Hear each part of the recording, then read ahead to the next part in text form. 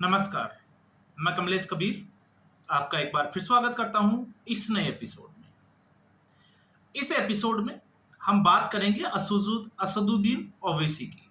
ओवैसी इस वक्त भारत का एक डेलीगेशन जो बहरीन पहुंचा हुआ है उसके साथ है। यहां हम सीधे तौर से कहें कि उसका नेतृत्व कर रहे हैं। तो ऑल पार्टी डेलीगेशन जो है वो भेजे गए थे और इसमें भी भारत सरकार की जो रणनीति थी वो यही थी कि सभी पार्टियों के सांसदों को मौका दिया जाए पाकिस्तान को एक्सपोज करने के लिए। तो इस बार जब ओवैसी को भेजा गया, और वैसे भी अगर आप देखोगे तो जब से पहलगाम अटैक हुआ है उसके बाद से ओवैसी लगातार पाकिस्तान के ऊपर हमलावर है। अब ओवैसी के ऊपर सभी पूरे देश की नजर इसलिए भी बनी हुई थी क्योंकि असदुद्दीन ओवैसी को लेकर भारत में बहुत ज्यादा कंट्रोवर्सी रहती है, उनके भाई को लेकर भी, क्योंकि उनके भाई के द्वारा बहुत सारे जो है वो विवादास्पद बयान आपने देखा होगा ट्रेंड करते रहते हैं, जिसमें एक बयान था 15 मिनट वाला। अब अचानक से अगर आप देखोगे ओवैसी को सुनोगे तो आपको लगेगा कि उससे ज्यादा सच्चा भारतीय जो है वो आपको कोई नजर ही नहीं आएगा।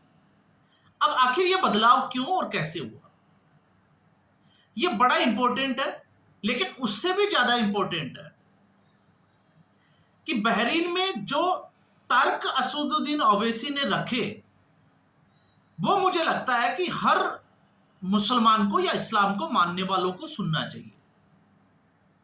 और ऐसा मैं क्यों कह रहा हूं? ऐसा मैं इसलिए कह रहा हूं कि जब भी पाकिस्तान के टेरर की बात होती है, जब भी मैंने किसी वीडियो में अगर इसकी बात की है तो मैं हमेशा कहता हूं कि आखिर पाकिस्तान जो है वो किस दिशा की ओर जा रहा है और उसके पीछे का कारण क्या है। तो उसके पीछे का कारण जो है वो एक ही नजर आता है, वो है मदरसों की शिक्षा प्रणाली। इसका जिक्र जो है वो हम कई बार कर भी चुके हैं और जितनी बार करें इसमें नए तथ्य ही जो है वो निकलकर सामने आते हैं। और जब मैं ऐसा कहता हूं तो ऐसा मैं क्यों कह रहा हूं? ऐसा मैं इसलिए कह रहा हूं क्योंकि पाकिस्तान और मदरसों की जो शिक्षा है आज भी वो वैज्ञानिक पद्धति की जो शिक्षा है उससे बहुत दूर नजर आती है। आपने देखा होगा जिस तरीके से हमारा मिशन चंद्रयान जो है वो चंद्रमा के दक्षिण पोल के ऊपर, साउथ पोल के ऊपर लैंड किया, तो पाकिस्तान में किस तरीके से उसका मजाक बनाया गया। तो फर्क क्या है? फर्क बस इतना ही है कि उनके झंडे पर चांद है और चांद पर हमारा झंडा है। और ऐसा क्यों हुआ? क्योंकि समय के साथ में हमारी जो शिक्षा पद्धति थी हमने उसको बदलाव किया, हम उसमें ढलते चले गए और पाकिस्तान ने ऐसा कुछ जो है वो एक्सेप्ट किया ही नहीं। तो ये एक जो है वो पाकिस्तान का बहुत बड़ा कारण है कि सारे जिहादियों की फैक्ट्री जो है वो पाकिस्तान में ही क्यों है। और जब तक पाकिस्तान की शिक्षा पद्धति ठीक नहीं होगी तब तक अगर आप और हम जो है वो पाकिस्तान से अच्छा उम्मीद करें, मुझे लगता है वो अपने आप से बेईमानी होगी। और ऐसा मैं कह रहा हूं तो हो सकता है कि आप लोगों को हिंदू और मुस्लिम या सनातन संस्कृति की याद आए, लेकिन ओवैसी जब बोले तो मुझे लगता है कि फिर आपको जो है वो उसको समझना चाहिए।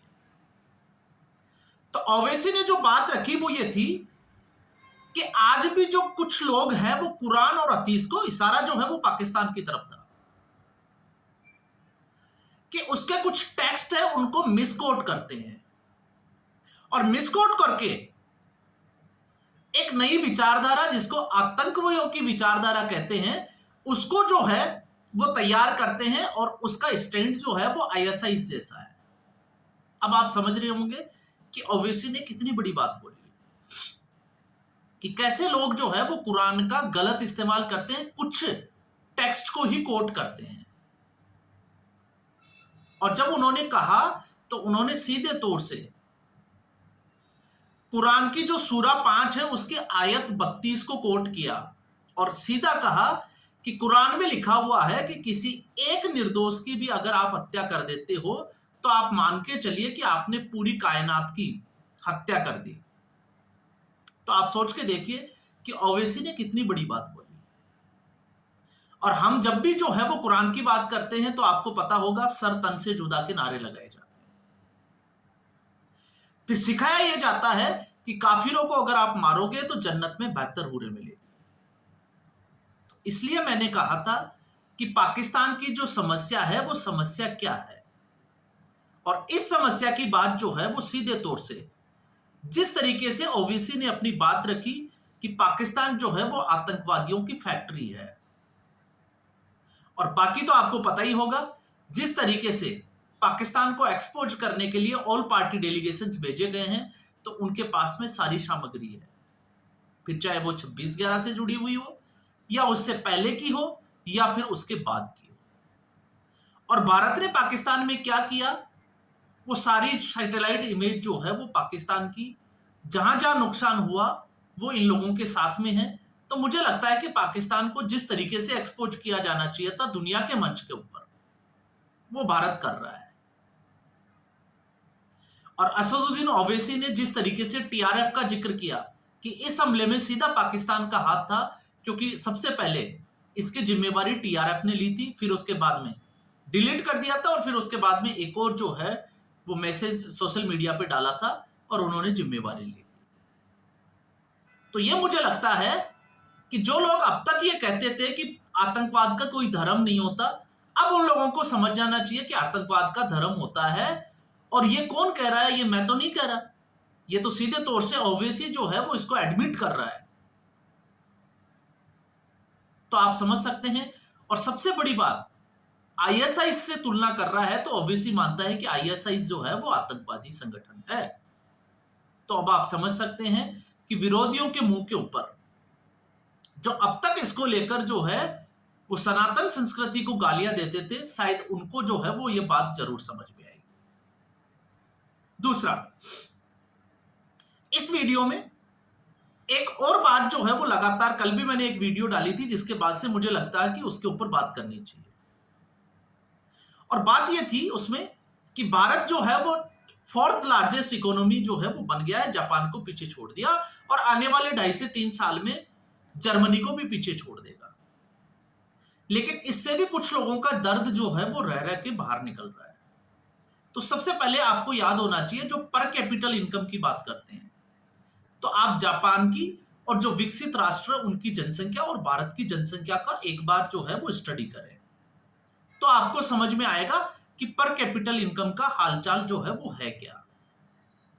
दूसरा, जो लोग अमेरिका और रसिया को लेकर भारत को घेरने की कोशिश करते हैं कि रसिया जो है वो खुलकर साथ नहीं आया, भारत की जो विदेश नीति है उसको कटघरे में खड़े करने की कोशिश कर रहे हैं, उन लोगों को समझ में आना चाहिए कि जिस आयरन लेडी की आप बात करते हो, 1971 की जब हम बात करते हैं, जब बांग्लादेश को आजाद कराया गया था, तो फैक्ट्स अगर आप देखोगे तो फैक्ट्स ये भी है कि उसमें तैयारी में कितना समय लिया था, और यहां पर जो है वो 14 दिन के बाद में, और 14 दिन की तैयारी में हमें पीओके चाहिए था।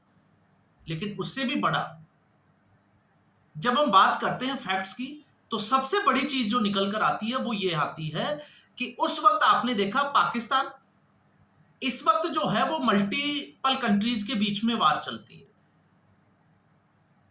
क्योंकि अभी हमें लगता है कि रसिया और यूक्रेन, तो यूक्रेन एक छोटा सा देश, और सबको जब युद्ध शुरू हुआ था तब लग रहा था कि 4 से 5 दिन या मुश्किल से जो है वो 10 से 20 दिन यूक्रेन रसिया के सामने टिक पाएगा। लेकिन 3.5 साल से ऊपर समय हो गया, यूक्रेन लगातार जो है वो रसिया के साथ लड़ाई लड़ रहा है।